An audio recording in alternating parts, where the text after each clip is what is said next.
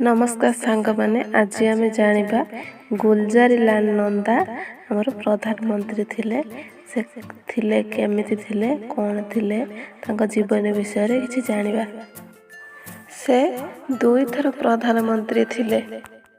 आपण माने शुणिथिबे नेता पुरातन काल रे थिले। आजिकाली नेता पैसा बल पछरे नेता होउछंती। आग काल रे नेता माने तांको जीवन रे बहुत किछि करी आम देश को दान दे जाइछंती। सेमिति हमर सेकेंड प्रधानमंत्री थिले गुलजारीलाल नंदा। तांको कहानी आपण माननकु भल लागिवो। से एक भड़ा घरे रहुथिले किंतु भड़ा दे पारु नथुले।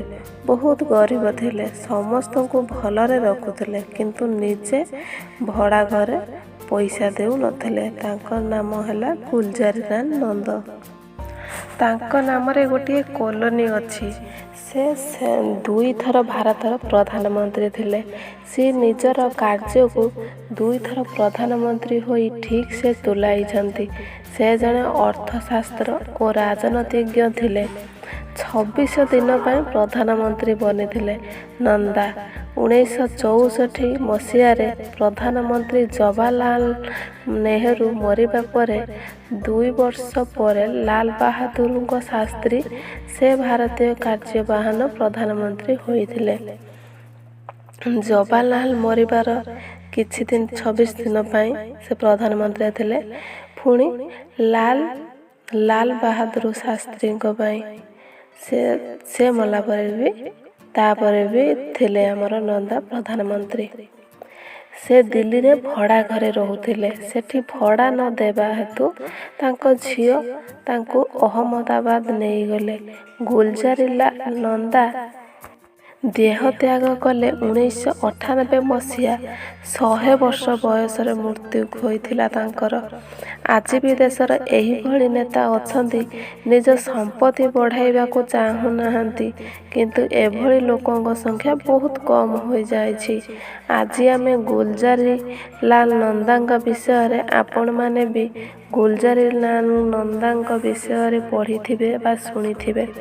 नंदांग जन्म 4 जुलाई 1898 ब्रिटिश भारत सियालकोट पंजाबी हिंदू क्षत्रिय परिवार रे होइथिला। 1947 रे भारत विभाजन परे सियालकोट पाकिस्तान पंजाब मझिरे रहीगला। नंदा शिक्षा लाभ करथिले लाहौर, अमृतसर, आग्रा, नागराज। से लक्ष्मी नाम एक महिला को विवाह करथिले। 1947 मुंबई विधानसभा रे सदस्य बछा जाइथिला। सेही टाइम रे गुजरात महाराष्ट्र को मिसाई एक राज्य बम्बाई कुहा जाउथिला। महाराष्ट्र गुजरात अलगा टाइप रे थिला। बहुत बड़ मुंबई थिला। मुंबई को आगुरु बम्बाई बोली कुहा जाए, एबेटा मुंबई कुहा जाउछि। 1946 रु 1950 गुलजारीलाल नंदा मुंबई रा सरकार रे मंत्री थिले। 1961 रे से केंद्र योजना मंत्री बनिले। 1957 रे सहा मंत्री, 1961 रे त्रय मंत्री बनिले। 1967 रे कांग्रेस रु इस्तीफा देइदेले। से 1969 रे प्रेस को कहिथिले मंत्री पद रु हटाई देले कारण मु बड़ कांग्रेस नेता को भ्रष्टाचार रे धरी जेल को पठाई देइथिली। एथिपाई बहुत लोक अशांति थिले। सेही लोक माने षड़यंत्र करी मते मंत्रालय रु बाहर करिदेले।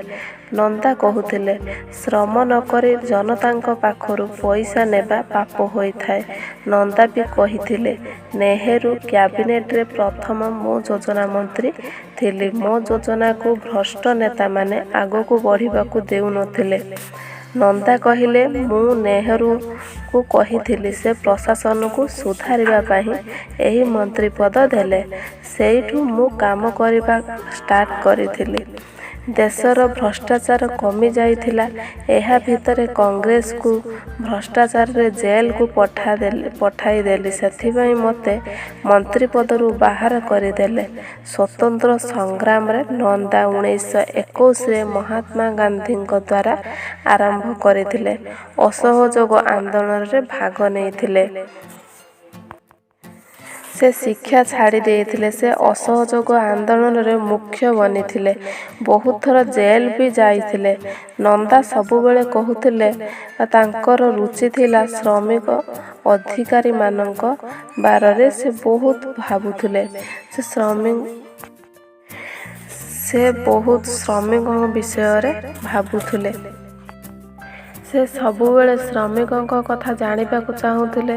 ସେ 1946ରୁ 1950 ପର୍ଯ୍ୟନ୍ତ ମୁମ୍ବାଇ ଯୋଜନା ମନ୍ତ୍ରୀ ରହିଲେ। ଗାନ୍ଧିଜୀଙ୍କ ସହ ପ୍ରଭାବିତ ହୋଇ ନନ୍ଦା ବହୁତ ସାଧା ଜୀବନ ଯାପନ କରୁଥିଲେ। ତାଙ୍କର ନିଜର ସମ୍ପତ୍ତି ନଥିଲା।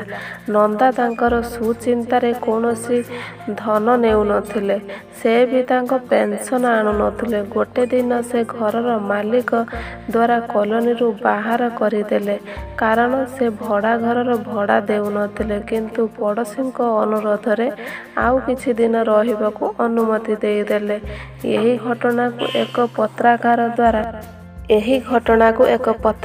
ଦ୍ୱାରା ରେକର୍ଡ ହୋଇଥିଲା। ସମାଜର ପତ୍ର ଦ୍ୱାରା ପ୍ରସାରିତ କରିଥିଲେ।